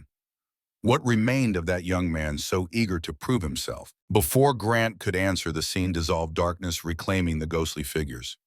The deck beneath his feet vanished, leaving him suspended momentarily before new ground, solidified, hot, loose sand shifting beneath his boots. Desert heat pressed against him as the darkness retreated further, revealing the blinding sunlight of the Persian Gulf. The air tasted of sand and smoke. Distant explosions punctuated the otherwise eerie quiet. Grant recognized this memory too, the mission gone wrong. His team had been sent to extract an intelligence asset from a location that intelligence had claimed was moderately secured. They'd walked into a trap, superior enemy forces closing from three sides. The memory unfolded around him with terrible clarity. He watched himself now, a seasoned team leader, directing the desperate fighting retreat. 3 of his men were already wounded. Their extraction point had been compromised. The decision he faced had no good options. "You chose to split the team," said a different voice. Lieutenant Commander Reynolds, his superior officer, materialized beside him, watching the scene with clinical detachment. "Risky move." "No good choices that day," Grant replied, the old justification automatic after so many years. "Yet you've questioned that decision ever since," Reynolds observed. 2 men didn't make it back. You've wondered if a different choice would have saved them. Grant watched as his past self divided the team, sending the wounded, with half the remaining forces, toward the secondary extraction point, while he led a smaller group to create a diversion. Standard tactics when overwhelmed, but that didn't make the outcome any easier to bear. "I made the call I thought gave the most men the best chance." Grant said the words hollow with repetition. How many times had he replayed this moment? How many nights had he awakened, wondering if another approach might have saved them all? Did you, Reynolds asked, expression neutral? Or did you take the most dangerous role yourself because you couldn't bear to send another to possible death? Was it tactical or atonement? The question struck with painful accuracy. Grant had never articulated it even to himself, but Reynolds had identified the truth. He had led the diversion team not because it was tactically sound, but because he couldn't order anyone else to what seemed like a suicide mission. Both, Grant admitted finally. It was both. Reynolds nodded slowly. And the weight of that decision, do you carry it still? Before Grant could answer, gunfire erupted nearby. The scene shifted to the immediate aftermath, Grant bleeding from a shoulder wound, desperately applying pressure to the chest injury of a younger SEAL Matthews. The young man's eyes were wide with shock, his breathing increasingly labored. Stay with me, kid. Memory, Grant urged, voice steady despite the chaos around them. Extraction's on the way. Just hold on. But Matthews didn't hold on.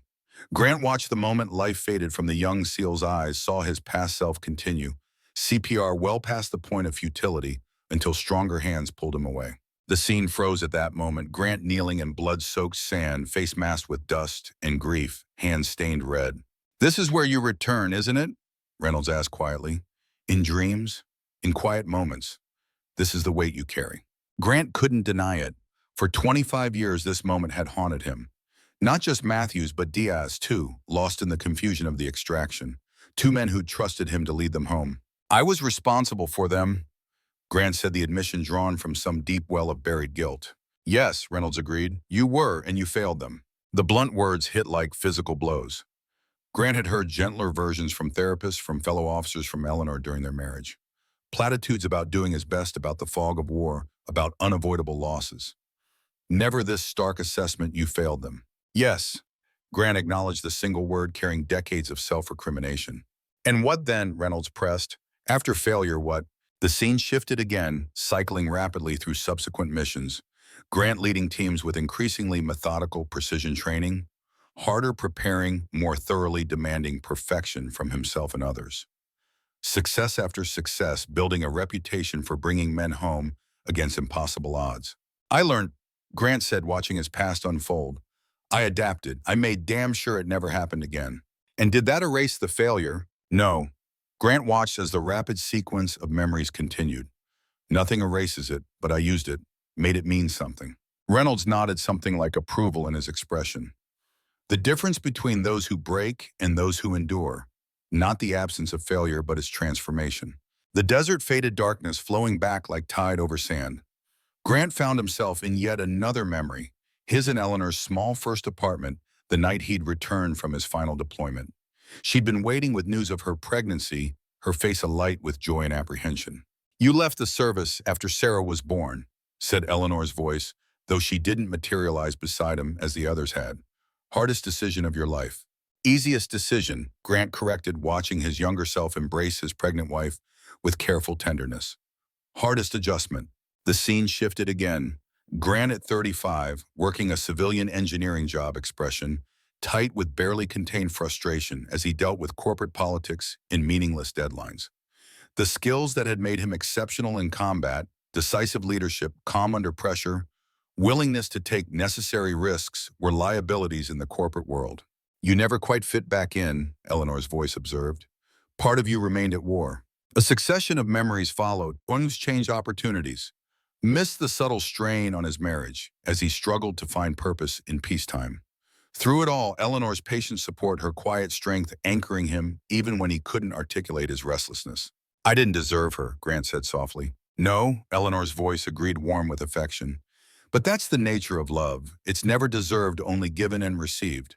The memories accelerated, Sarah growing from infant to child to teenager, increasingly distant, as she sensed the parts of her father that remained unreachable. Eleanor's cancer diagnosis, the brutal treatments, her slow decline. Grant watched himself at her hospital bedside, holding her too thin hand as monitors tracked her fading life signs. He'd faced death countless times in combat, but never felt so utterly helpless as in that antiseptic room, watching the woman he loved slip away one labored breath at a time. You couldn't save me, Eleanor's voice said gently. Just as you couldn't save them all in combat, some battles can't be won, Grant. The scene shifted to her funeral. Grant standing rigidly in his dark suit, accepting condolences with stoic composure while internally drowning in grief. Sarah beside him, 20 now, and already pulling away, seeking escape from the gravity of her father's silent suffering. And after, Eleanor's voice prompted, when the battle was lost, when I was gone, what then, Grant Mitchell? The memories continued their relentless progression, Grant retreating into work communications with Sarah, becoming increasingly infrequent and strained. The slow fade into invisibility as age diminished him in society's eyes, his skills and experience becoming relics rather than assets. Then NASA, the maintenance position that utilized his engineering background while requiring minimal human interaction. Perfect for a man determined to fade from view.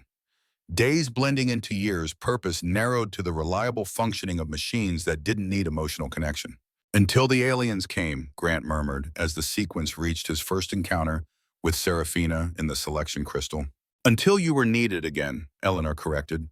Until the path found you. The swirl of memories slowed, then stopped entirely, leaving Grant in formless darkness once more. He stood alone, no spectral figures from his past remaining, just himself and the weight of a life fully examined. What now? He asked the darkness. No answer came. Instead, pinpricks of light appeared in the void like distant stars emerging after sunset. They multiplied rapidly, forming patterns, connections, a three-dimensional web of luminescence that surrounded him completely. Grant recognized the patterns, gradually neural pathways, the physical architecture of memory and experience. His life rendered in light, every connection, every lesson, every moment of growth illuminated in this strange space. Certain pathways glowed brighter than others, those forged in crisis, strengthened by repetition, deepened by reflection. Grant saw how failure had created new connections, how loss had reinforced resilience, how each challenge had literally rewired his understanding of himself and the world. The trial reveals what lies beneath conscious thought, Seraphina had said. Here it was, the physical evidence of a life shaped by adversity and adaptation. As Grant studied the luminous web of his existence, he noticed something unexpected. Certain pathways, particularly those formed during his most transformative experiences, extended beyond the apparent boundary of his personal network. They reached outward, connecting to something else, something vaster. A new presence made itself known, not human, not Altarian, but something more fundamental. It didn't speak in words, but in concepts that unfolded directly in Grant's awareness. You see now, not a question, but a statement of fact. Grant did see the interconnection of experience, the way consciousness extended beyond individual existence, the pattern that united all sentient life. This is the true nature of selection. Understanding bloomed. The trials weren't merely tests of individual worth, but a process of recognition, identifying minds capable of perceiving the deeper connections, the underlying unity. Your kind stands at a crossroads, isolation or connection, expansion or extinction. Grant sensed the immensity of what was being offered, not merely technological alliance, but evolutionary guidance. The Altarians weren't seeking subjects or servants, but partners capable of grasping this larger reality. Will you serve as bridge? The question hung in the vast illuminated darkness. Grant considered all he had witnessed, his life with its triumphs and failures, the weight of responsibility he had carried, the lessons carved into his very being. I will, he answered the words, feeling both entirely his own and somehow greater than himself. The luminous web flared brilliantly, then contracted, condensing into a single point of light that hung before him like a star brought impossibly close. Grant reached out, drawn by instinct, rather than thought, his fingers closing around solid crystalline form. Darkness dissolved. Light rushed in. Grant found himself kneeling in a circular chamber, the walls pulsing with soft luminescence. In his hand he held a crystal unlike the others he had retrieved in previous trials. This one seemed to contain galaxies, swirling patterns of light that mirrored the neural web he had witnessed in the darkness. The mind crystal, said Queen Seraphina, stepping forward from where she and the council had been observing. The heart of Altarian consciousness technology. Her silver eyes studied Grant with new intensity. Few retrieve it intact. Grant rose slowly to his feet, the crystal warm and somehow alive against his palm. What exactly is it? A quantum interface between individual consciousness and the collective wisdom of connected species, Seraphina explained. The foundation of our interstellar alliance. The High Counselor approached his elaborate crest, pulsing with colors that suggested strong emotion. You have completed the third trial, Grant Mitchell of Earth. In doing so, you have demonstrated capacity beyond our expectations. Grant handed the crystal to Serafina, feeling strangely reluctant to release it. What happens now? Two trials remain, the counselor stated. But first rest, the mind crystal extracts significant energy from those who interface with it. As if his words had triggered awareness, exhaustion crashed over Grant in an overwhelming wave. His knees buckled, consciousness flickering like a failing light. The last thing he registered was Serafina moving with impossible speed to catch him before he hit the floor. Dreams came in fractured sequences. Earth seen from space, luminous webs connecting cities like neural pathways, Altarian ships moving through spaces between spaces, civilizations rising and falling across millennia. Through it all ran a common thread, the pattern of connection, cooperation, consciousness, expanding beyond individual limitations. Grant awakened in his quarters, the familiar amber glow providing orientation. He felt rested despite the intensity of the third trial, his mind unusually clear and calm. A soft tone indicated someone at his door. "Enter," he called, sitting up on the bed platform. The door dissolved to reveal not Serafina as expected, but Ethereal, the wispy Lumini candidate. The being drifted into the chamber, its misty form more condensed than usual, suggesting purpose or perhaps tension. "Grant Mitchell," Ethereal whispered in its wind chime voice. "You have emerged from the chamber."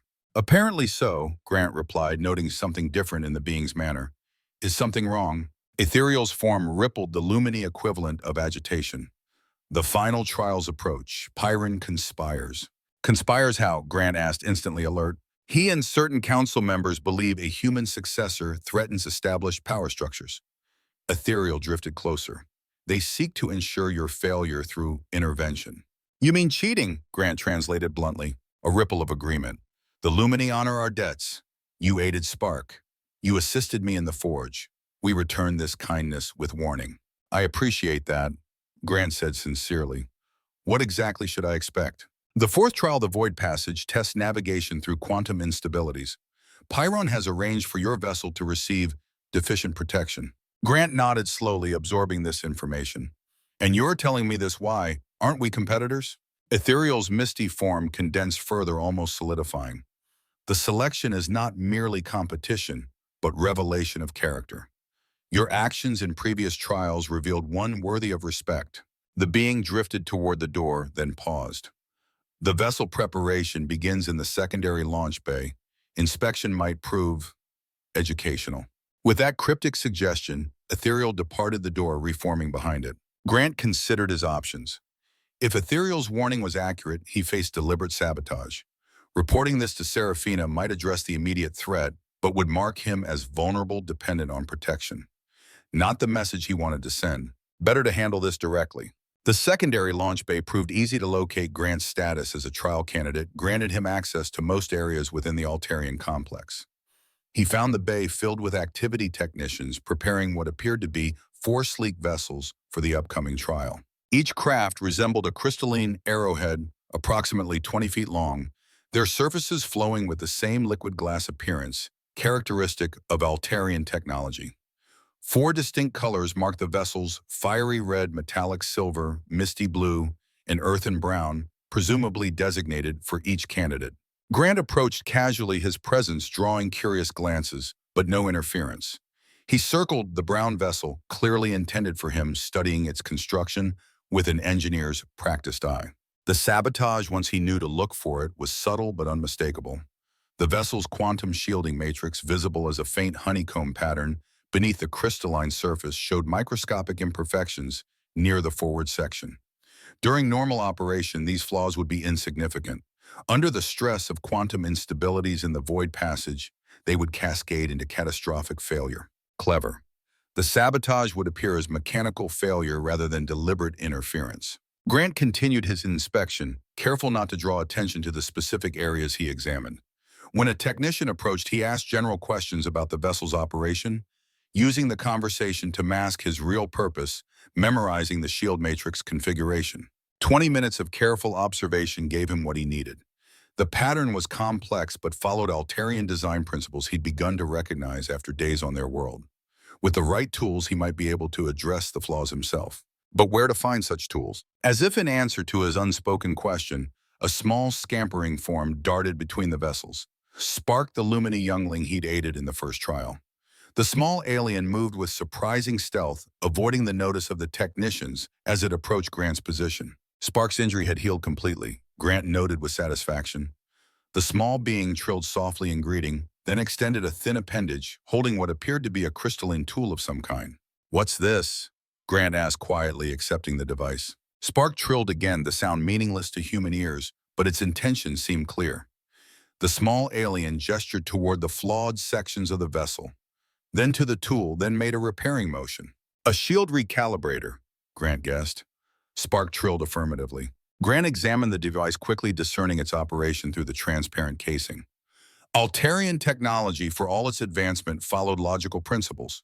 This tool was designed to fine-tune shield matrices, precisely what he needed to correct the sabotage. But using it presented a problem. The launch bay remained active, technicians moving regularly between vessels. Any obvious tampering would be immediately noticed. Spark trilled again, gesturing toward a maintenance panel near the rear of the vessel. When Grant looked confused, the small alien darted forward, touching specific points on the crystalline surface. A section dissolved, revealing internal components. "The access point is hidden," Grant realized aloud. "Clever design." Spark retreated to keep watch while Grant worked quickly, using the recalibrator to address the flawed sections of the shield matrix. The tool responded intuitively to his intentions, correcting imperfections with precision beyond human technology. Within minutes, the sabotage had been completely neutralized, the shields restored to proper function. Grant replaced the panel, the crystalline surface flowing seamlessly back into place. No evidence remained of his intervention. Spark trilled happily, collecting the tool before darting away into the complex network of conduits that lined the bay ceiling. As Grant turned to leave, he noticed a fiery glow from the far side of the chamber. Pyron, the Igniri candidate, watched him with flickering intensity. The flame being made no move to approach, but Grant read the message clearly enough. Suspicion, perhaps even recognition, that his sabotage had been discovered. Grant nodded once in acknowledgement, then departed. The message sent was equally clear. "I know what you tried. It didn't work." The fourth trial began at the orbital platform above Altaris Prime, a crystalline ring structure large enough to dock multiple vessels. Grant stood with the other candidates as Queen Seraphina explained the challenge. "The Void Passage tests navigation through quantum instabilities," she stated, confirming Ethereal's warning. "Each candidate will pilot a vessel through the designated route, navigating obstacles both visible and dimensional." A holographic display appeared, showing a course that wound through an asteroid field, interspersed with swirling distortions, visual representations of quantum anomalies where normal space folded into higher dimensions. Successfully completing the route requires both technical skill and intuitive understanding of multidimensional space. Seraphina continued, "Your vessels are equipped with standard navigation and protection systems. Use them wisely." The four candidates were directed to their respective craft. Grant boarded the brown vessel, familiarizing himself with the control interface, a crystalline hemisphere that responded to both touch and thought, translating intention into action. The interior, adapted to his human form, controls repositioning for optimal access. Grant tested the responsiveness, finding the craft remarkably intuitive despite its alien design. The shield matrix he'd repaired hummed with healthy energy, no trace remaining of the sabotage. A countdown sequence initiated on the main display. Grant centered himself, drawing on old skills he'd piloted experimental aircraft during his military career, though nothing as advanced as this Altarian vessel. The countdown reached 0. Launch restraints released simultaneously, all four vessels shooting forward into the asteroid field. Pyron took an immediate lead, his red craft accelerating with reckless speed. Nexus followed a precise, calculated course in the silver vessel. Ethereal's blue craft moved with fluid grace, seeming to anticipate obstacles before they appeared. Grant adopted a different approach, moderate speed combined with careful observation. The brown vessel responded to his guidance with increasing sensitivity as the neural interface adapted to his thought patterns. The first section of the course proved straightforward, standard obstacle avoidance through the asteroid field. Grant navigated with growing confidence, the vessel becoming an extension of his will rather than an external tool. Then came the quantum anomalies. The first appeared as a swirling distortion directly in his path, a place where space itself folded in ways the human mind wasn't designed to comprehend. The vessel's sensors provided conflicting information, unable to properly map the dimensional inconsistencies. Grant watched as Pyron's vessel plunged directly into the anomaly using brute speed to minimize exposure time. A viable approach, but risky. Instead of following, Grant circled the distortion's periphery, observing how light bent around its edges. The anomaly wasn't uniform and it contained patterns, rhythms, areas of greater and lesser distortion. Like navigating a river's rapids, success lay in finding the path of least resistance. He guided his vessel along the anomaly's edge, sensing rather than seeing the proper route. The crystalline craft responded perfectly, slipping through a narrow corridor of stable space within the larger distortion. Ahead, the course grew increasingly complex, multiple anomalies overlapping, asteroids passing through dimensional folds to reappear in unexpected locations. Grant abandoned conventional navigation, relying instead on the intuitive connection forming between his consciousness and the vessel. Through the forward viewport, he glimpsed the other candidates' progress. Nexus appeared to be struggling, the mechanical being's analytical approach insufficient for the unpredictable dimensional shifts. Ethereal moved with surprising confidence, the Lumini's naturally diffuse form, perhaps better suited to comprehending multidimensional space. Pyron maintained his aggressive approach, raw power compensating for lack of finesse. His vessel's shields flared repeatedly as they absorbed impacts and dimensional stress. Halfway through the course, disaster struck.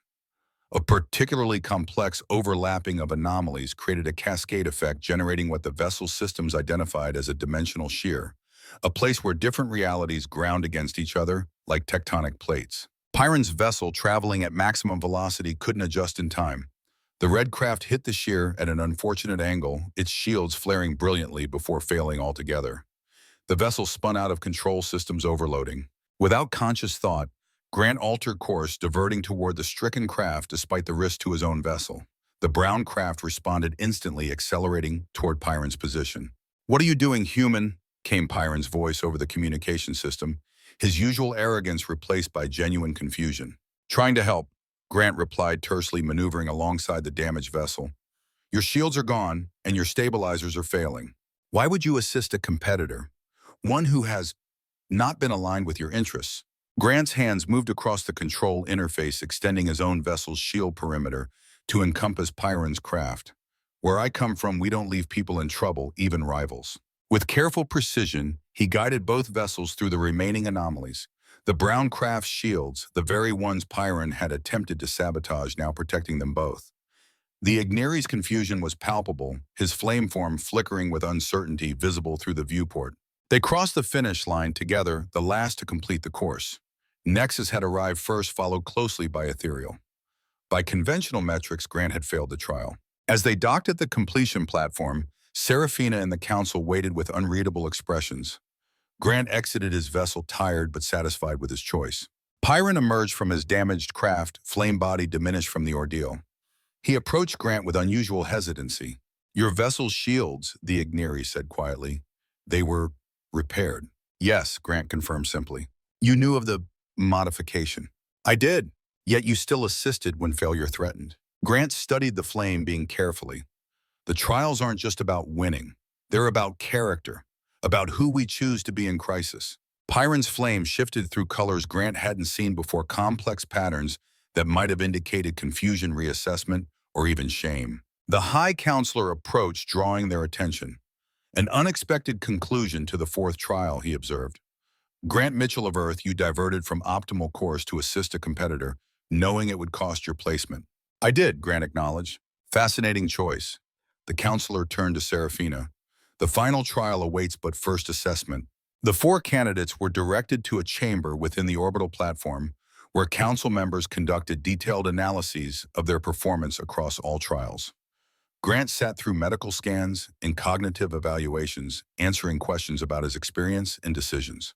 Throughout the process, he noticed a subtle shift in the Altarians' manner, a new quality in their silver gazes, something approaching respect, perhaps even admiration. Finally, Seraphina addressed the assembled candidates. "The final trial is different from those preceding it.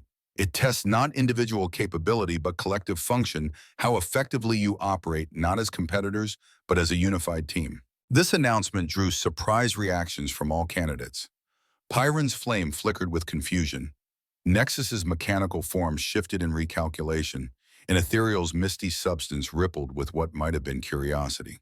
You will face a simulated crisis requiring all your abilities working in concert, Serafina continued. Success depends on recognizing and utilizing each member's strengths while compensating for weaknesses. Grant considered this unexpected development. The previous trials had established clear hierarchies of ability: Pyron's physical power, Nexus's analytical precision, Ethereal's adaptive intuition, and his own resourceful experience. Now they would need to function not as rivals, but as complementary parts of a whole. The simulation begins in 6 hours, Serafina concluded. Use this time for preparation and adjustment of perspectives. As the candidates dispersed, Pyron approached Grant again. The flame being's usual aggressive manner had diminished, replaced by something more measured. Human, Pyron began, then corrected himself. Grant Mitchell, I must acknowledge error in assessment. Your actions in the Void Passage demonstrated value beyond my understanding. Coming from the proud Igniri, this admission approached apology. We all have different strengths, Grant replied diplomatically. The final trial will need all of them. Pyron's flame shifted to a steadier blue.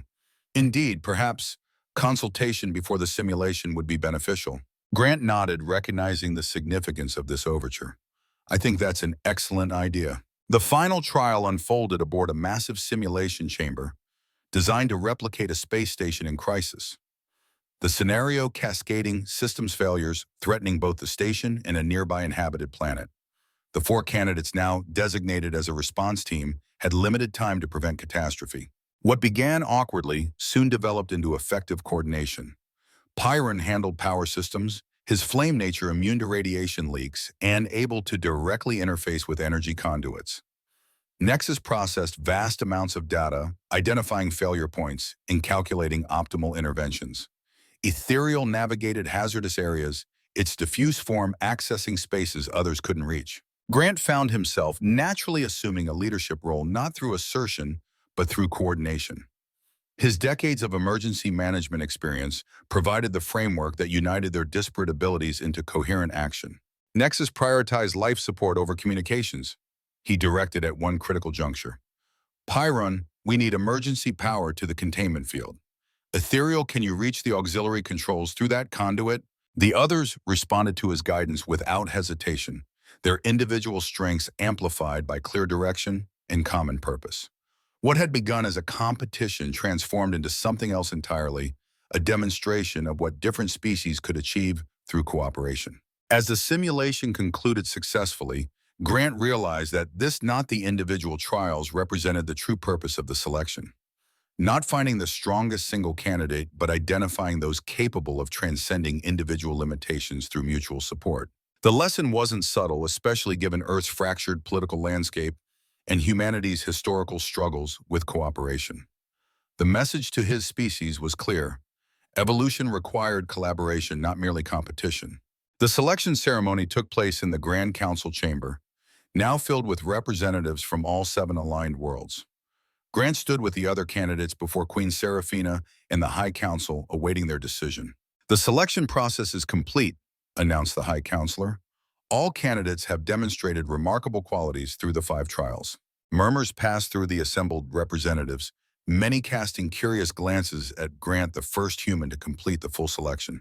Traditionally, a single candidate is chosen as consort, symbolizing the formal alliance between worlds, Serafina explained. However, the Council has determined that this selection reveals a different path forward. She approached Grant's silver eyes, meeting his directly. Grant Mitchell of Earth, you have demonstrated qualities previously unknown among your species: adaptability, compassion, and wisdom born of experienced hardship. These qualities recommend you not as consort, but as something perhaps more valuable. And what's that? Grant asked. Ambassador, Serafina replied. Earth's first true representative to the aligned worlds. One who understands both human potential and its limitations. One who can guide your species toward greater connection without sacrificing its unique perspective. The High Counselor stepped forward, holding a crystalline artifact similar to the mind crystal Grant had retrieved in the 3rd trial. This Alliance crystal contains the collective wisdom of 7 civilizations, he explained. It will serve as both guide and communication device between Earth and Altair's Prime. Through it, you will help shape the relationship between our worlds. Grant accepted the crystal, feeling its subtle resonance with his consciousness, similar to the neural web he'd experienced in the Chamber of Memories, but more focused, more practical in purpose. What about the others? He asked, gesturing toward his fellow candidates. The competition for consort.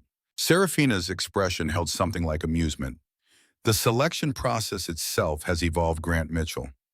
The final trial revealed greater potential in cooperation than in singular selection. Pyron, Nexus, and Ethereal will form the first interspecies council, working directly with representatives from all aligned worlds. Pyron's flame body pulsed with pride at this announcement. Nexus's mechanical form straightened in what might have been satisfaction. Ethereal's misty substance brightened noticeably. It seems, Grant observed wryly, that we've all succeeded by failing in the traditional sense. Evolution often works that way, Serafina replied, new forms emerging from unexpected adaptations. Grant's return to Earth came with significantly more ceremony than his departure. The Altarian vessel landed at NASA's Space Center amid unprecedented security and media attention. World leaders gathered to welcome humanity's first interstellar ambassador, their previous skepticism transformed to eager respect. As Grant descended the vessel's ramp, crystal in hand, he spotted familiar faces in the reception committee. The young technician he'd saved from falling debris, Dr. Abernathy from research, the NASA director who'd opposed his candidacy. Their expressions showed varying degrees of amazement, respect, and in some cases chagrin at their earlier dismissal of the old maintenance guy. The NASA director stepped forward. Ambassador Mitchell, he said, the new title still awkward on his tongue. On behalf of Earth, welcome home. We have much to discuss. Grant nodded, surveying the assembled dignitaries with calm assessment. Yes, he agreed, we do. In his hand, the Alliance crystal pulsed with gentle light, connecting him to civilizations beyond human experience. Within his mind, the wisdom gained through the trials provided perspective these eager officials couldn't yet comprehend. Earth stood at a crossroads, just as the presence in the Chamber of Memories had said. Isolation or connection, expansion or extinction. The path forward would not be easy, but for the first time, humanity had a guide who had walked between worlds. Grant Mitchell, maintenance engineer, former SEAL forgotten hero, and now interstellar ambassador, smiled slightly. The path had chosen him, and now finally he understood why. Later that evening, alone in the secure quarters provided for him, Grant removed the worn photograph from his pocket, himself in uniform, Eleanor smiling beside him, young Sarah between them. He placed it carefully beside the Alliance crystal, which pulsed as if in recognition. Quite a situation I got into, Ellie, he murmured to the photograph. Think I made a difference after all. The crystal flared briefly, patterns within its depths, shifting to form what might have been a familiar face there for an instant, then gone. Perhaps imagination, perhaps something more. Grant smiled, settled back in his chair, and began preparing notes for humanity's first official communication with the aligned worlds. At 68, when most men contemplated retirement, he was just beginning his most important mission. The universe, it seemed, wasn't finished with him yet. And Grant Mitchell wasn't finished with it either.